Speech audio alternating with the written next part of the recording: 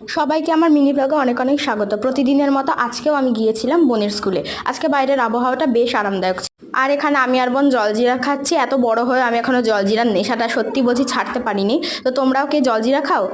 আমাকে কমেন্ট করে অবশ্যই জানাবে। তো আজকের মেনুতে ছিল এই যে শাক, পালং শাক, এটা আর এটা কি মাছ আমি সত্যি বলছি জানি না, তোমরা যদি জেনে থাকো অবশ্যই জানিও। আর হয়েছে ডাল।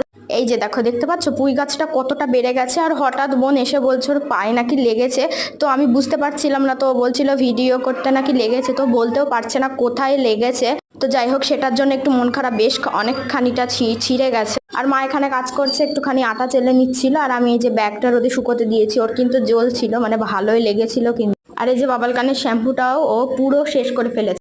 এখন বাইরে যেতে গেলে সাজগোজের সাথে কিন্তু দরকার একটা পারফিউম, যেটা আমাদের শরীরে অনেকক্ষণ স্টে করবে, লং লাস্টিং হবে। তো সেজন্য আমি ইউজ করি ডেনভারের এই পারফিউমটা। সবসময় আমি এটা কিন্তু কাছে রাখি বাইরে গেলে। আজকে